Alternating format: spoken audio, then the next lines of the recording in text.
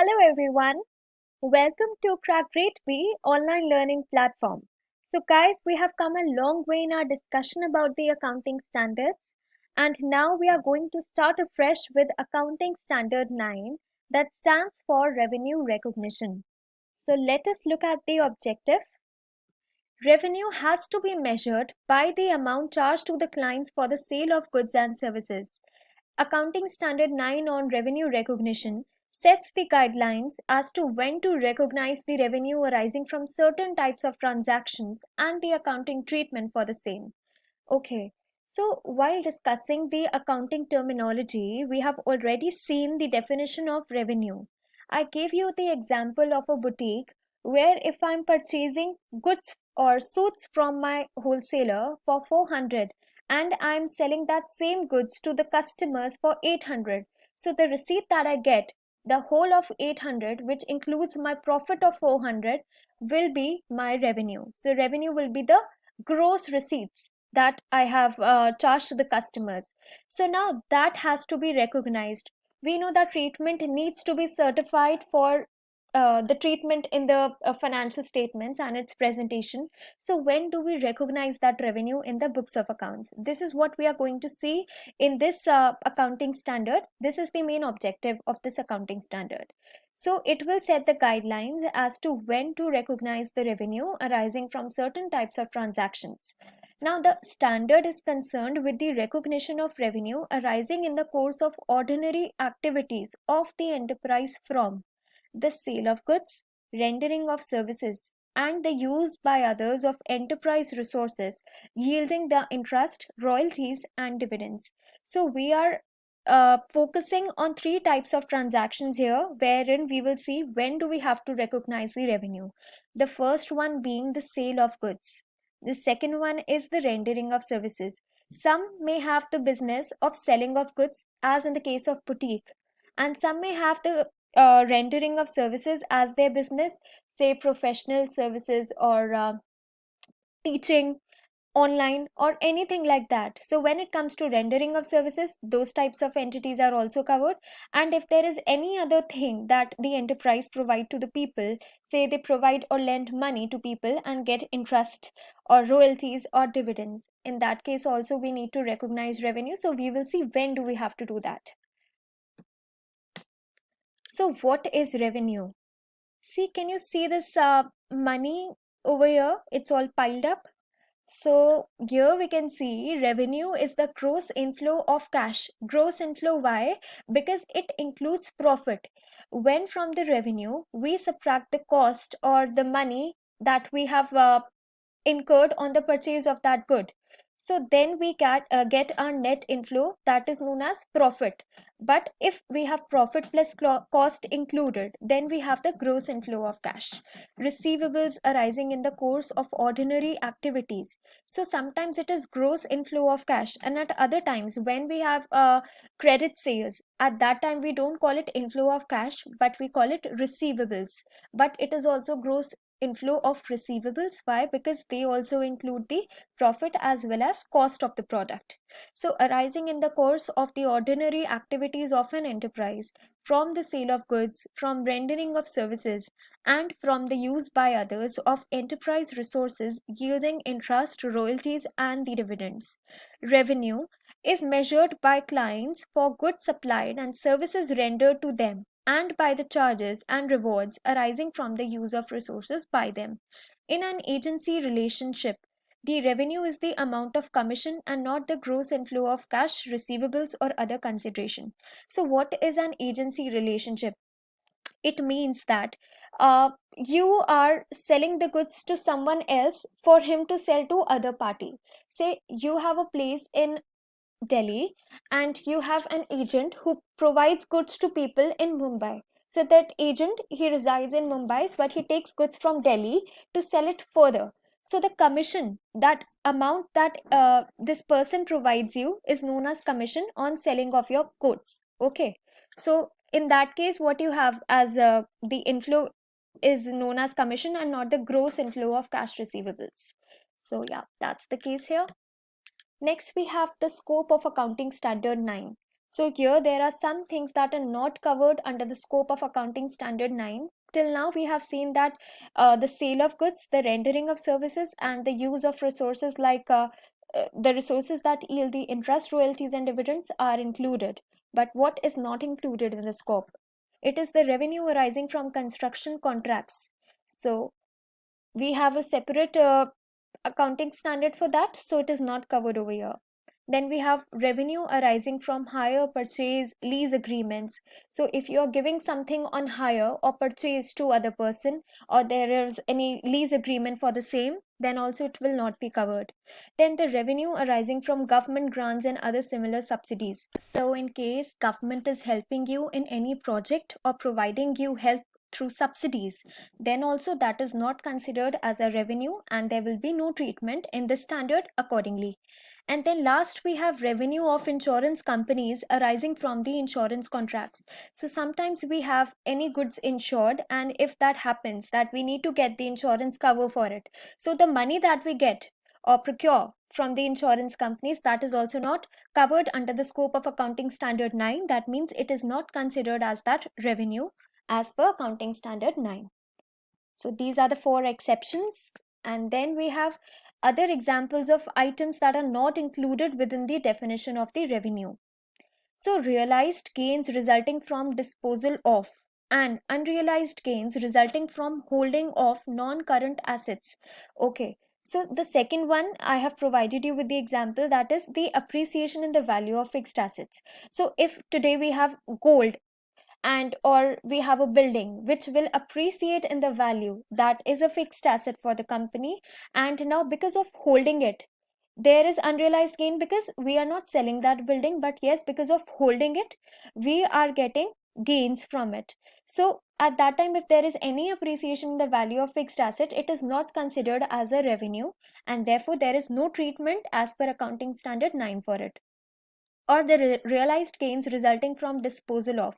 And if we are realizing that asset, like we are realizing those gains from that asset that has appreciated in the value after disposing it, so that at that time also we do not include it in this definition of revenue. Okay, because that is termed as profit only, it is a direct profit, we didn't incur any cost for that. So it is just for the appreciation of cost, we call it profit instead of calling it revenue. That we have seen in the accounting terminology, that whenever we sell any fixed asset, uh, any appreciation that results and any realized gains that is caused due to the appreciation in the value, it is known as the profit. Then we have unrealized holding gains resulting from change in value of current assets and the natural increases in herds and agriculture and forest products. So we know if we have a forest area or any agricultural area, and maybe there is no cultivation or any cost incurred, but since after holding it due to natural factors there is increase in the herds and the agriculture, at that time also the gains that are result, we may not realize those gains by selling it further, the forest products we may leave it like that, but any gain that has been resulted is not included in the revenue definition.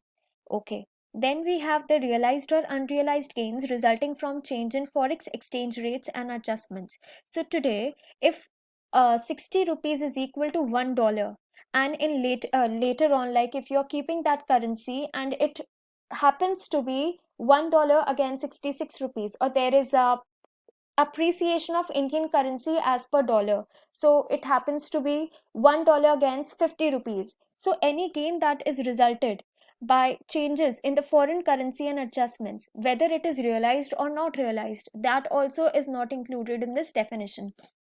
Then we have realized gains resulting from discharge of an obligation at less than its carrying amount. Say you had creditors, but creditors standing at 1 lakh rupees, but the full and final settlement was made at 90,000. So you were not supposed to pay that creditor 1 lakh rupees, but that 10,000 rupees that you have not paid due to the settlement, it is a discharge of an obligation at less than its carrying amount. You were carrying that creditor in your books of accounts at 1 lakh, but now you're not paying him any amount of 10,000, you're just paying him 90,000. So that realized gain is also not revenue. And last, unrealized gains resulting from the restatement of carrying amount of an obligation. So you have not paid to that creditor, but now you are carrying there is a restatement of that carrying amount in the books of accounts of that obligation.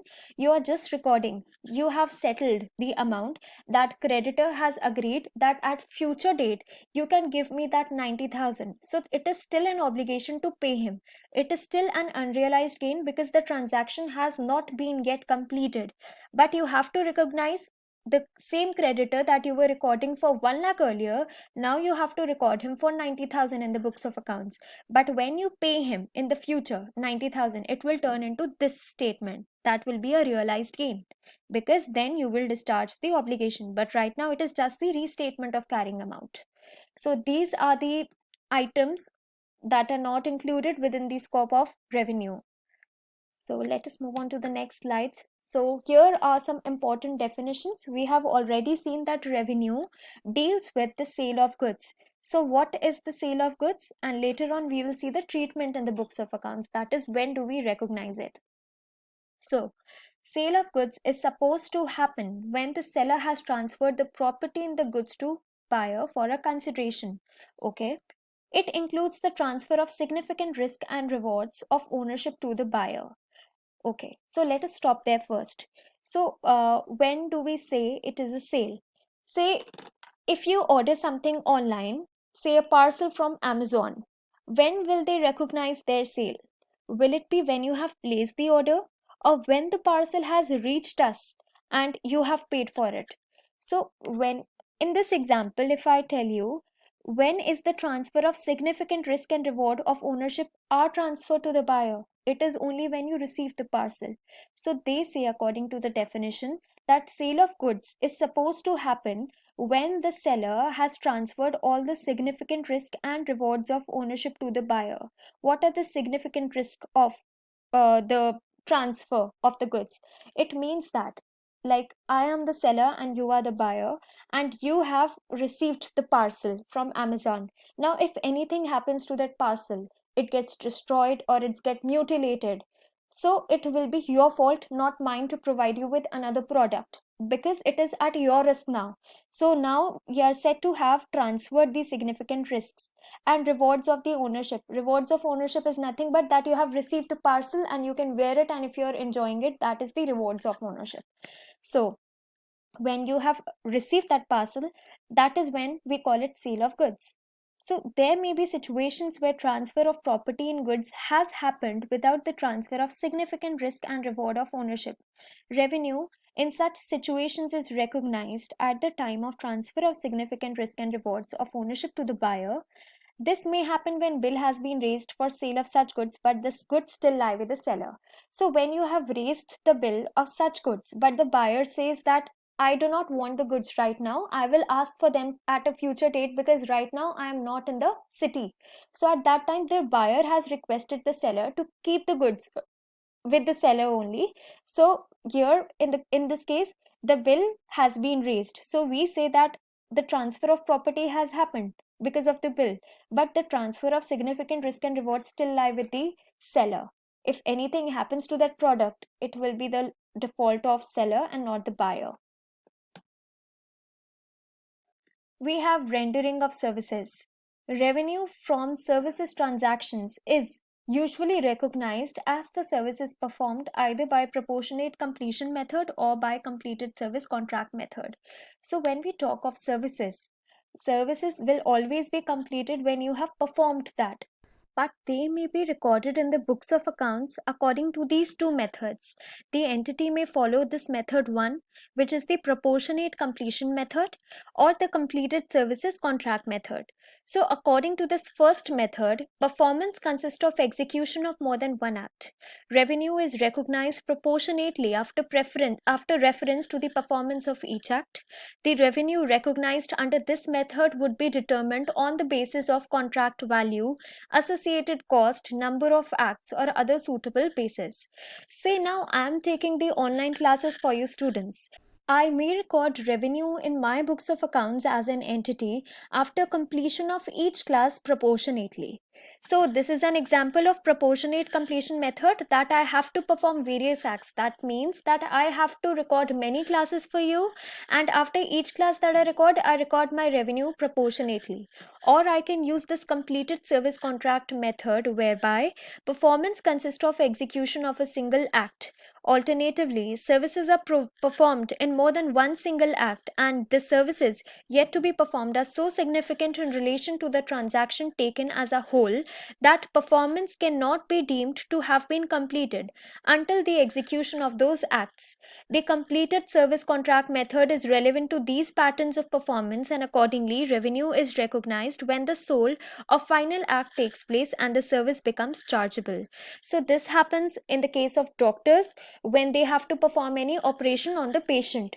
So first they do the routine checkup, they do not recognize the revenue then, but when they have performed the final act, that is very significant. Where is that term? Yes, that performance could not be deemed to have been completed under the execution of those acts. Here it stands for the operation that the doctor has to conduct on the patient. So at that time, completed service contract method is used, that the doctor will recognize the revenue from the patient only after the operation has been completed. And I may also proportionately, I can also use the proportionate completion method, or after recording all the classes for you, I can at that time use this method of completed service contract method and then record my revenue. So it is up to the entity which method to be used.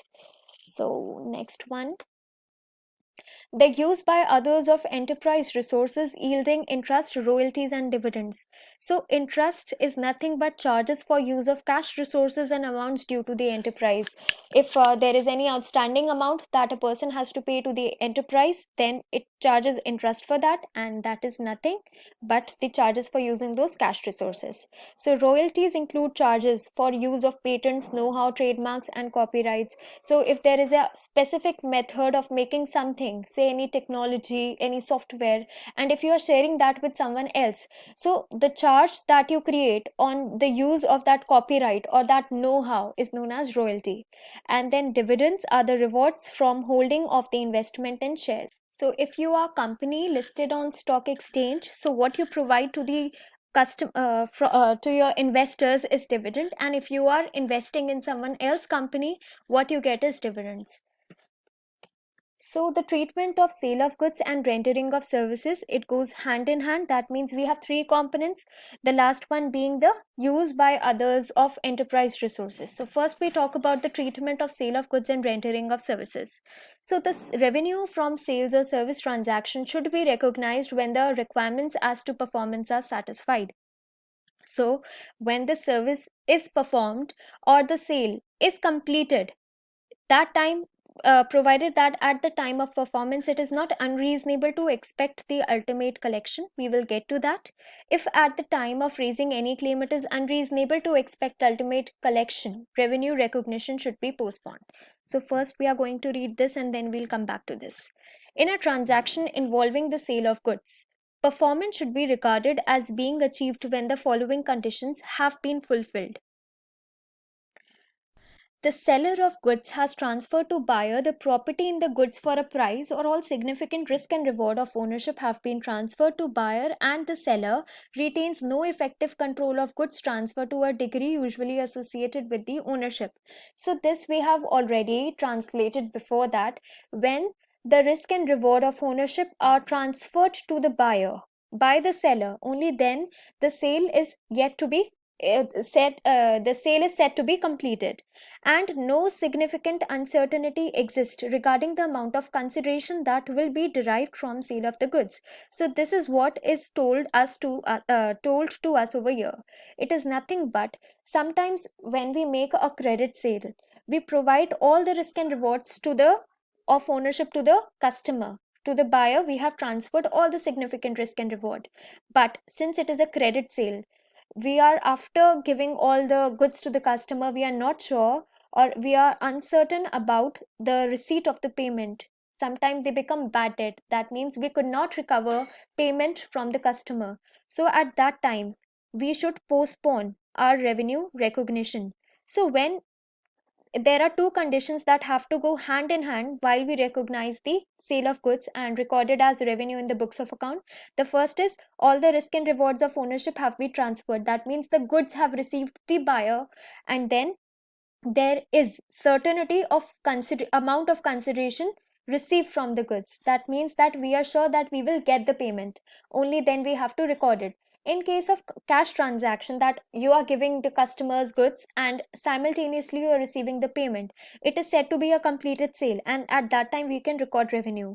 But in case of credit sale, we will only record when we have certainty of payment, and if at the time of raising of any claim it is unreasonable to expect ultimate collection. If we doubt that we will get the ultimate collection, we should postpone the process of revenue recognition.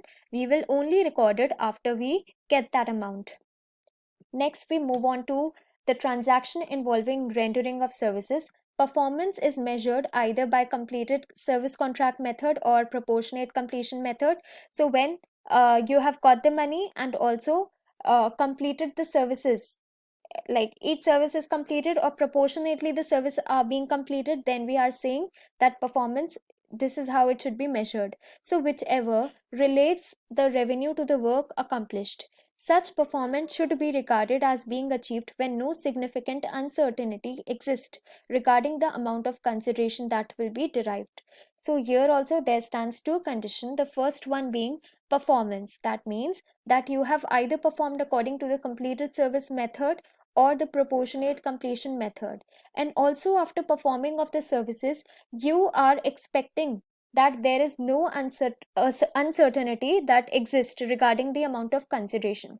So in both the cases, you should be certain that you will receive the money. Then we have the treatment of revenue arising from the use by others of enterprise resources yielding interest, royalties, and dividends. So, what is the treatment for these kind of items? We have it should be only recognized when no significant uncertainty as to measurability or collectability exist. So, first, you should be able to measure the amount of interest that you are supposed to get, or the royalty that you are supposed to get, or dividends from share. Also, that there is no doubt on the collectability of those payments. So these are recognized on the following basis: interest, which is the charges on the amount that is unpaid by any person to the enterprise. It means on a time proportion basis, taking into account the amount outstanding and the rate applicable. If you are standing on this date and you have 1 lakh amount outstanding that you need to pay to the business entity, and they are charging you 8% interest, so that comes out to be, for 1 year it comes out to be 8,000 rupees. So on that time proportion basis and taking into account the amount outstanding and the rate applicable, the business entity will recognize the revenue in that way. Then we come to royalties on an accrual basis in accordance with the terms of relevant agreement. So first of all, it will be recorded as per the relevant agreement. The terms will be as per the relevant agreement and on accrual basis, which means if today I don't get revenue, but yes, I was supposed to get revenue today on this day. But the person who was supposed to pay me revenue, he pays me after 1 month. But today only I will record it in the books of accounts because it is not on cash basis, it is on accrual basis. This was another terminology that we discussed on the very first day. So then we have the dividends from shares. When the owner's right to receive the payment investments is established, this happens when the dividends have been declared, that the person or the owner who has invested in the shares is supposed to get dividends. It is at that time we say that we have a right accomplished and then we will get the dividends. So when interest, royalties, and dividends from foreign currencies require exchange permission and uncertainty in remittance is anticipated, revenue recognition may need to be postponed. So when there is an uncertainty in the remittance which is anticipated, that means there may be problems in recognizing the interest, royalties, and dividends from the foreign companies in which you are an investor. At that time we need to postpone the revenue recognition process. So next we have important conclusions. Here, when recognition of revenue is postponed due to the effect of uncertainties, it is considered as revenue of the period in which it is properly recognized. So in this case, we yeah like here also we have seen that when there is no significant uncertainty as to measurability or collectability, if there is any significant uncertainty regarding the collectability, at that time we postpone the revenue recognition, and at that time it is considered as revenue for the period in which it is properly recognized. Then we have the delivery is delayed at buyer's request and buyer takes title and accepts billing. So in the very first slide we saw that sometimes it happens that the risk and rewards are not yet transferred to the buyer, but because of the billing we are set to make the sale.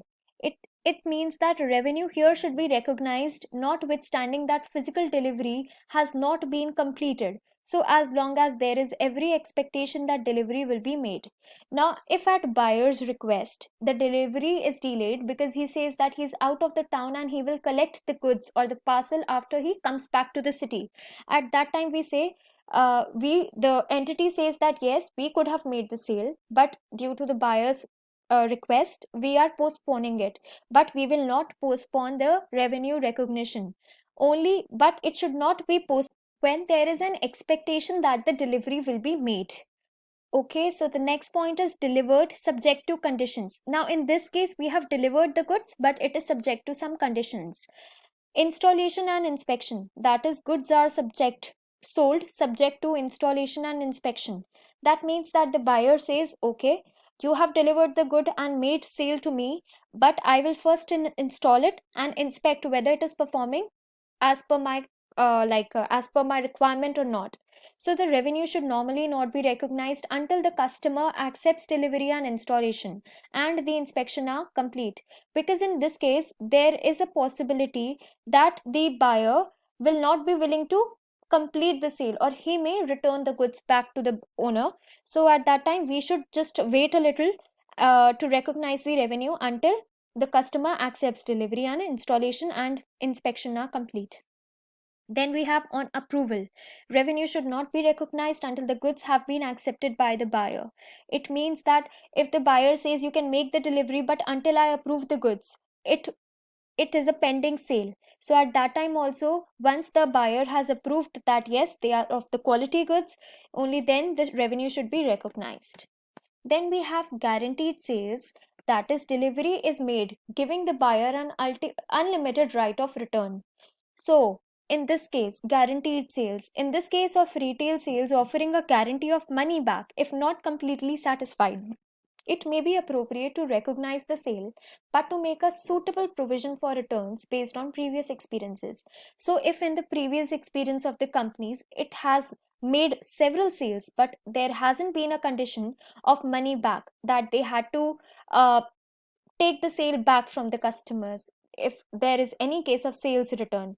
So at that time they have to see the previous experience and recognize the sale accordingly. Also they should make a appropriate provision for the returns, that in case we are recognizing the sale and if we have to give money back in the future, so there should be a special provision for the returns. Then we have the consignment sales, that is, a delivery is made whereby the recipient undertakes to sell the goods on behalf of the consignor. Revenue should not be recognized until the goods are sold to a third party. So, if I am party A, that is the business entity, and you are party B, so I am giving you some of the goods to sell further, and until you have sold the goods to the third party, I should not recognize any sales in the books of accounts. This is the case of consignment sales, wherein two parties are involved in between so that the final goods can reach to the third party, that is the customers. Then we have the cash on delivery sales. Now, revenue should not be recognized until cash is received by the seller or his agent. So, cash on delivery sales is nothing but if Amazon is making sales and his agent is giving parcels to the customers and receiving cash. So, until the cash is received, you should not recognize the revenue. Then we have sales where the purchaser makes a series of installment payments to the seller and the seller delivers the goods only when the final payment is received. Then revenue from such sales should not be recognized until goods are delivered. Why? Because when the purchaser makes a series of installment payments, so until the goods are finally delivered to that customer and the payment is received, until then revenue should not be recognized. Then we have installment sales. When the consideration is receivable in installments, revenue attributable to the sales price exclusive of interest should be recognized at the date of sale. The interest element should be recognized as revenue proportionately to the unpaid balance due to the seller. In this case, there is both interest amount included and the principal also.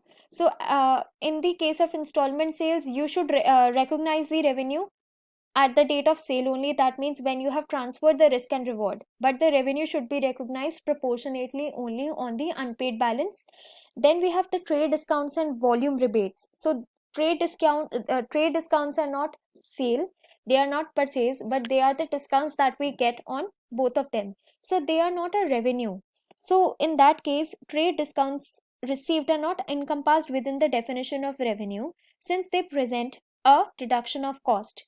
Trade discounts and volumes rebates given should be deducted in determining the revenue, right? We have installation fees as a service.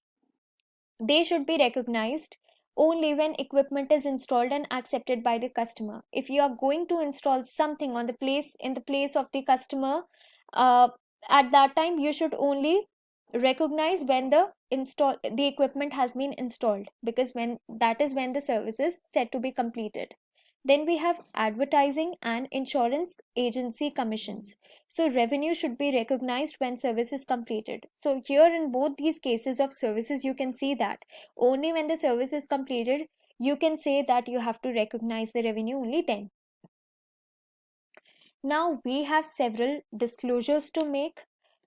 An enterprise should also disclose the circumstances in which revenue recognition has been postponed pending the resolution of significant uncertainties. So, in case of uncertain events that you cannot measure your interest income, your royalty income, or dividend income, or you doubt the collectability of certain revenue, at that time you have to postpone the revenue recognition. So, you have to make disclosure of those pending items that you have postponed.